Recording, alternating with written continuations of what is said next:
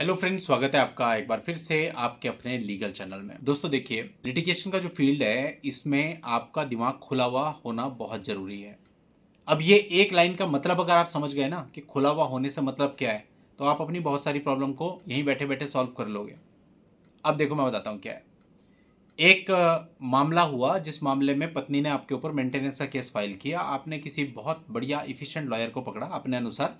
आपको लगा कि ये मेरे मामले को अच्छे से हैंडल कर लेंगे। आपने उन्हें हायर किया, उनको बोला सर इसमें मेरा ऑब्जेक्शन फाइल होना है। उस व्यक्ति ने आपको बढ़िया से बढ़िया एक ऑब्जेक्शन बना करके दे दिया, बोला ये फाइल कर देते हैं। आपने उस ऑब्जेक्शन को सरसरी तौर पे पढ़ा। आपका कुछ सजेशन था कि सर इसके अंदर ये ऐड कर देते हैं। उन्होंने कहा चल ये ठीक है, ऐड कर देते हैं। ऐड कर दिया, आपने ऑब्जेक्शन दे दिया।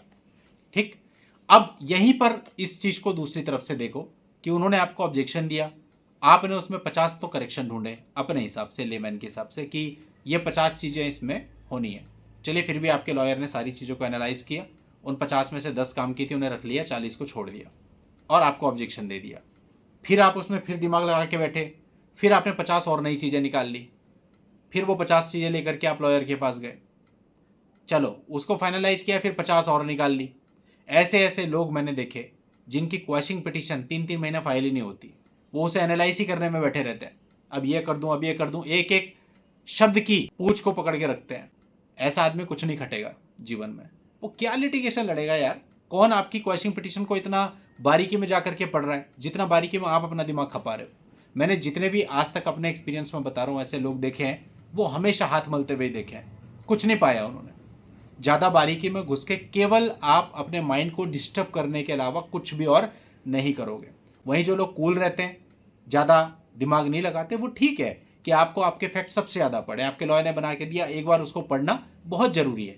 हो सकता है कोई फैक्ट मिस हो गया हो, कोई फैक्ट आगे पीछे लिखा गया हो, उसको मॉडिफाई कराना दैट इज ओके। पर अगर आप एक छोटी छोटी लाइन पर अड़ के बैठेंगे, एक एक छोटे छोटे शब्द पर अड़कर बैठेंगे, और ऐसे ऐसे लोग देखिए वो टाइम ही पास हो जाता है फाइल करने का। उसके बाद फिर उसमें वो डिले कंडोन की एप्लीकेशन लगाते हैं। कोर्ट ने कहा जी हम नहीं कर रहे डिले कंडोन, क्योंकि ग्राउंड हमें दिख नहीं रहे, ऐसे पिटीशन ही फाइल नहीं हो पाती। कोई फायदा हुआ इस चीज का? और इतना ज्यादा बारीकी में जाओगे उसका कोई फायदा नहीं है। एक एक कॉमा यहाँ नहीं लगना चाहिए, यहाँ लगना चाहिए, उसके पीछे कई लोग पड़ जाते हैं। तो ऐसा आपको बिल्कुल भी नहीं करना है। माइंड को खुला रखने का मतलब यही है कि आपको एक इंटेलिजेंट स्मार्ट पर्सन की तरह काम करना है, एनालाइज जरूर करना है, लेकिन उसके पीछे नहीं पड़ना। और मैं आपको बताऊं, ऐसे जितने भी लोग थे ना, वो आज फ्री होकर के बैठे हुए आराम से। और जो अड़ने वाले लोग थे एक एक शब्द पे, वो आज भी अड़े ही बैठे हैं। इवन उनका म्यूचुअल तक नहीं हो पाता। क्यों?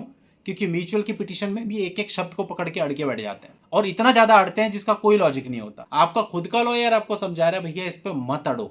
आपने सेकंड ओपिनियन ली, वो बंदा आपको समझा रहा है इस पे मत अड़ो। थर्ड ओपिनियन ली, वो बंदा समझा रहा है मत अड़ो। फिर भी आपकी शंका दूर नहीं हो रही। इसका कोई भी समाधान नहीं है। बड़े बुजुर्ग कहते थे ना, शक का कोई इलाज नहीं होता। उसका कोई इलाज नहीं है फिर सच में। और होगा क्या कि सामने वाली पार्टी भी अपना सर पकड़ के बैठ जाएगी और म्यूचुअल को मना कर देगी। ऐसे लोग तब भी अटके हुए थे 5 साल पहले, आज भी वहीं अटके हुए 5 साल बाद। मुझे आते हैं कॉल ऐसे बहुत सारे जिन्होंने आज से 6 साल पहले बात करी थी, आज बात करता हूं तो आज भी वही बता रहे होते हैं मेरे 3 केस चल रहे हैं, इसके अलावा 2 रिवीजन चल रही हैं, एक यहाँ चल रहा है, एक वहां चल रहा है। मतलब बुरी तरह से फंसे हुए हैं। तब कम फंसे थे, आज और ज्यादा फंसे हुए हैं। वहीं जो लोग थोड़ा स्मार्टली गेम खेल गए, वो आज सेकंड मैरिज भी कर चुके हैं, बच्चे भी बड़े हो चुके हैं, कई विदेशों में सेटल हो चुके हैं। तो आप इस लीगल बैटल को ऐसे जीत पाओगे कि अगर आप इतना संकुचित दिमाग अपना रखते हो। कैसे जीत पाओगे?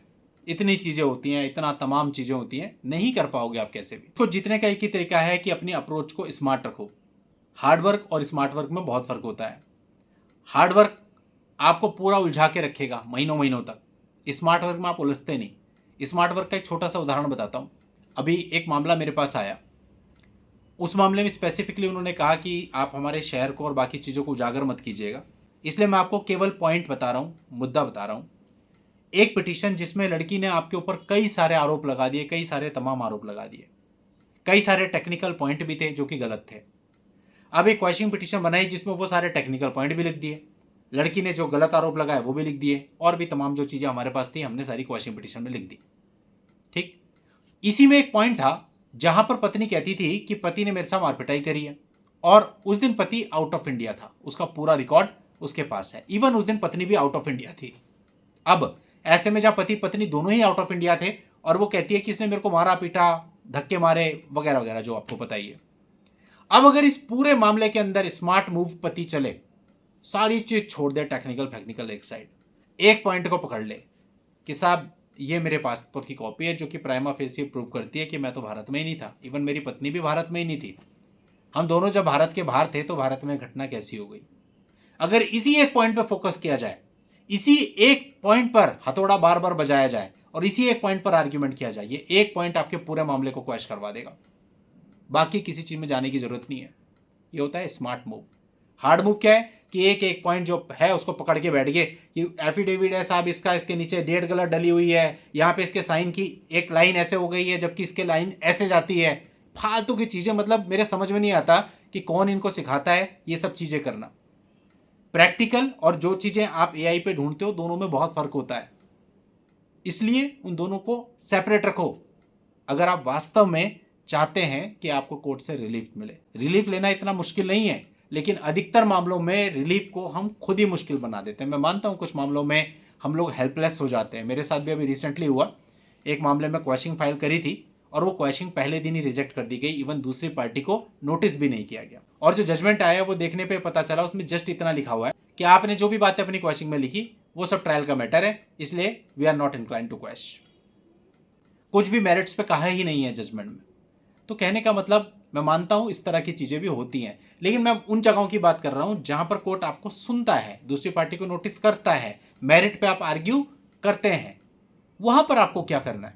वहां पर आपको बिल्कुल टू द पॉइंट रहना है, चीजों को उलझाना नहीं है और बहुत आसानी से आप रिलीफ पा लेंगे। उम्मीद करता हूं मैं जो बताना चाहता हूं, मेरा जो तात्पर्य था वो आपने समझा होगा, चीजों को आप पॉजिटिवली लेंगे और इन चीजों का लाभ उठाएंगे।